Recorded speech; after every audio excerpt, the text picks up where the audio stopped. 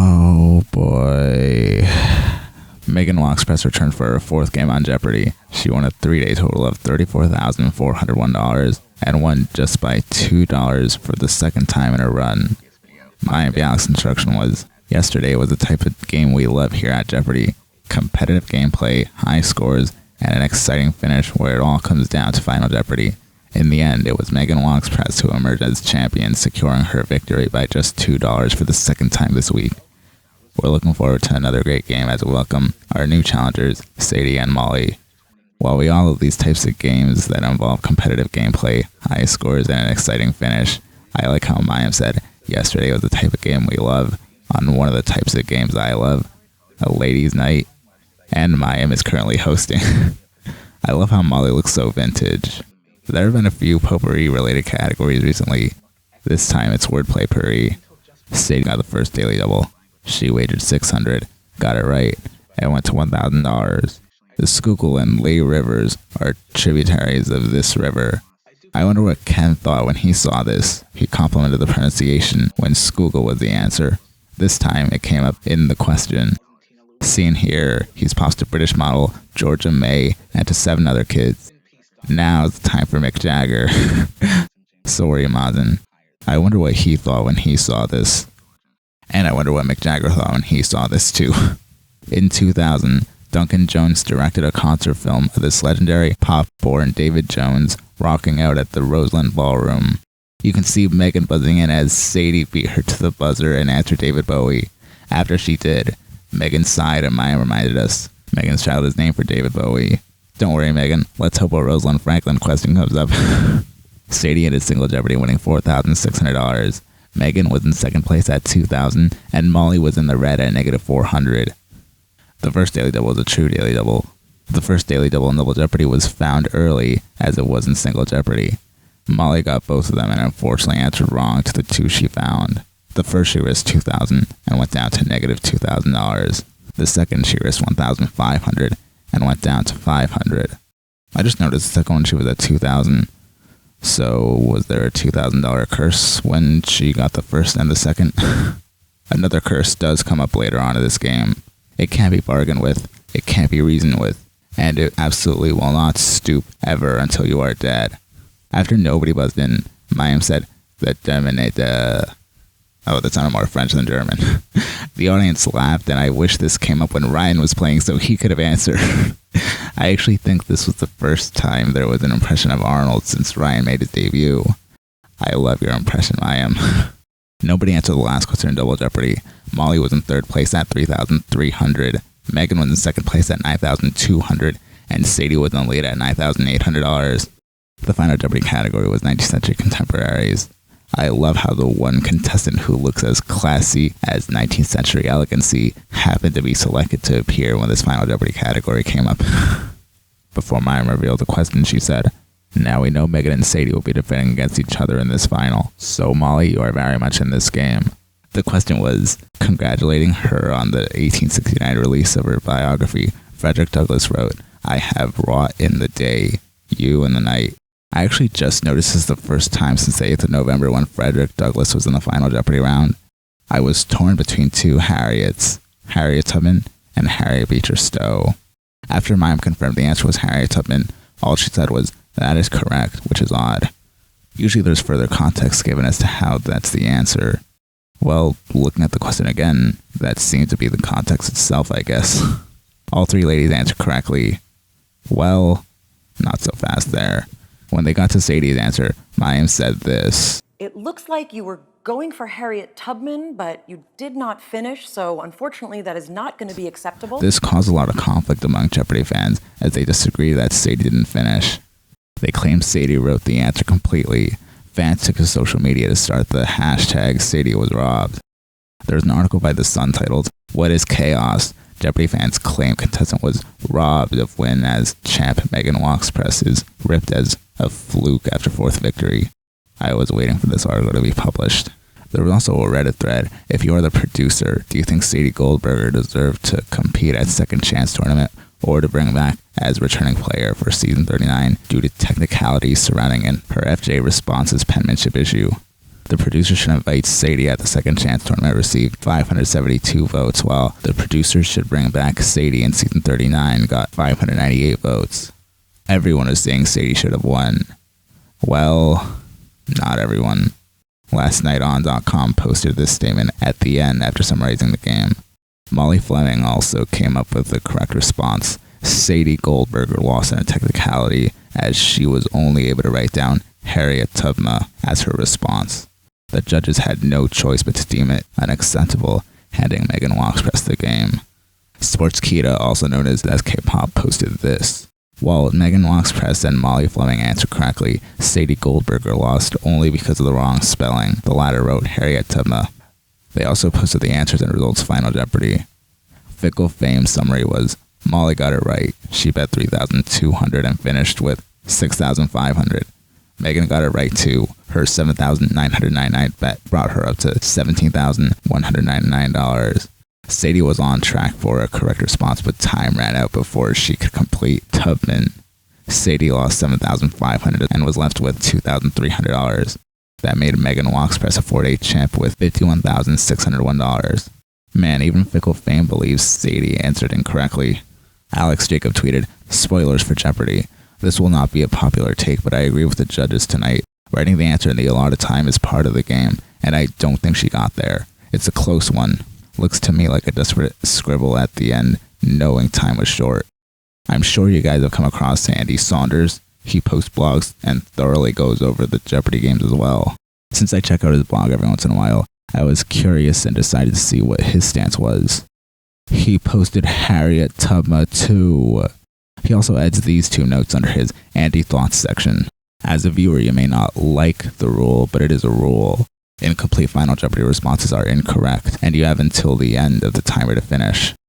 While it is an undoubtedly disappointing ruling for Sadie and for those who are cheering her, this rule keeps things fair for all contestants, and I personally believe that the ruling is just. I personally don't think it could entirely be called just when fans are able to argue they see the allegedly missing N. Viewers should also note that the show watches the light pens right from the control room as the responses are being written. Thus, "it looked finished to me" is not a consideration or a valid complaint. The judges would not have seen the final N being written. Moreover, the light pen shuts off as soon as the timer finishes. That's a fair point. However, the judges not only reconsidered whether a certain answer was correct or incorrect minutes later in the same episode, the judges brought back contestants because the judges themselves realized their own mistakes. And since this was Final Jeopardy, there was no possibility to reconsider Sadie's answer minutes later. There were also a few people who commented why they disagreed when Andy said the judge's ruling was fair. Some also argue Sadie could have just written Tubman. It's so easy to suggest the simplicity when you're not at the podium. Over the weekend, there were a few Final Jeopardy rounds that included scribbled answers that fans reminded us of. One of them was Thomas Jefferson, so I searched for it on YouTube. Turns out, this video has been my recommended many times. The Final Jeopardy category was American history. The question was, when the future state of Iowa became part of the United States, this man was president. The answer was Jefferson, which all three contestants answered correctly. Now, would you be able to tell this said Jefferson? Because that was also a question floating around. Would you see this as Harriet Tubman? Most people answered yes, by the way. There was also John Denver. The Final Jeopardy category was 1970s singer-songwriters. How do you like that? 3 Final Jeopardy rounds in one video. The question was, while speaking to Congress in 1985, he explained that his 1973 hit, Now a State Song, wasn't about drugs. The answer was John Denver. Returning champion Carrie Cadwallader and Jay Foster answered correctly. Now do you see that both answers were accepted here? Alex and Ken were able to decipher the answer and gave it to them anyway. By the way, am I the only one who thinks Jay Foster looks like Bill Clinton? This Final Jeopardy round took place earlier this season. In fact, it was 2 games after Amy Schneider lost. All this being presented, I'm convinced Sadie should have won that night. Originally, I was conflicted. The comment I posted was, "I'm conflicted. On one hand, you could easily argue Sadie wrote Harriet Tubman, even if it is sloppy. Unfortunately, the judges ruled her answer as technically incorrect. On the other hand, there have been Final Jeopardy rounds where the answer was wrong due to spelling errors, and other answers that were considered wrong due to mispronunciation, so they had to be consistent." This also sparked an argument of my own, because someone asked, where is the N if you could easily argue Sadie wrote Harriet Tubman? I replied, it's all up to interpretation. Other fans said they could see the end, hence how you can easily argue. Some also claim it looks like Megan wrote Harriet Tubman, further adding as to why I'm conflicted. Yeah, that's another point the fans pointed out, is that it looks like Megan wrote Harriet Tubman. The first R looks like a V. So, by the judge's own standards, Megan's answer shouldn't have been accepted. Because if one contestant lost because of this, the other contestant should have lost because of that. However, all this presented, this still didn't convince people like Andy, who posted yesterday. Circling back to Friday, a large number of fans felt that Sadie's response looked like the correct response. This reaction is simply because the viewers at home were already very aware of what the expected response was, and knowing what to expect would have clouded their judgment. The control room can watch the responses as they are being written, and could very easily see that Sadie was unable to complete writing the N of Tubman. This also explains why other complete but less legible responses brought out as evidence over the weekend were accepted. The judges saw evidence of each letter being written. Had the judges chosen to accept Sadie's response with an incomplete N, it would have essentially given Sadie more than the allotted 30 seconds to complete her response, a situation which would have been unfair to Megan and Molly. And here's my stance. The complete but less legible responses were evidence. It's a different argument whether or not you could read Jefferson. Denver, on the other hand, was incomplete, and a circle is in place of the E and the R. Andy also addressed if Sadie's answer was accepted, it would have been unfair to Megan and Molly. This final Jeopardy circumstance wouldn't be so conflicting if it wasn't for the fact that 4 games gives contestants a good chance to appear in the Tournament of Champions. If Megan wins Monday, which was actually yesterday as of writing this, she'd take away Jackie Kelly's spot in the Tournament of Champions. It affects the outcome severely. So while you could argue that it'd be unfair to Megan and Molly, Megan being correct, especially when it was also pointed out that her response didn't look like the correct response either, that would be unfair to Sadie and Jackie. It could also be argued that Sadie's answer being accepted was different because that's the only game out of the 3 that would have changed the outcome of Final Jeopardy. This whole situation is a mess. The next paragraph is just about the technology and how the keyboard should possibly be used as an alternative to the light pens. I also remember Lusitania was accepted on Manamodio's 28th game when he won $1 million because it was still phonetically correct. Mayim Bialik accepted Troy's answer, which wouldn't have happened in other circumstances. In one of Matt's other Final Jeopardy rounds, the answer was biathlon. It was not accepted when Tyler Seipel answered biathlon because he allegedly added a syllable. Out of curiosity, I decided to look into Andy's response. Turns out he disagreed with the judges. I disagree with the judge's decision to neg biathlon. In many vocalizations, going from a TH to an L sound gives a vocalized schwa sound. Tyler was simply transcribing that. It comes as no surprise to me that Mike Richards, who likely would have had a chance to correct this in his second-to-last game as an executive producer, fails to realize that. He never quite grasped other pronunciations like Barrygate as executive producer, and I'm glad tomorrow is his final show. The answer was biathlon. Tyler Seipel got the answer right, yet he misspelled it, and since he added a syllable, it wasn't accepted.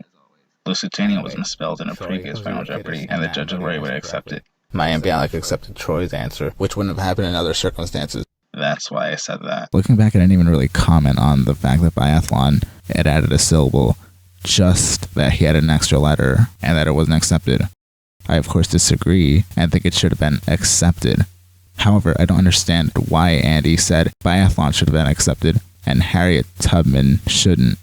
Whatever the case, he, Alex Jacob, and a few others have strong opinions that Sadie's answer shouldn't have been accepted, that the judges made the right decision. I can admire that, and I'm glad that they stand by their decision, knowing that there's going to be a lot of potential negativity coming their way. All that being said, Megan wagered $7,999, taking her final score to $17,199. Had Sadie won, she would have won a single-day total of $17,300. After Sadie was told her answer couldn't be accepted, Molly thought she won as she did a pledge. The pledge that Jeopardy contestants do after they win.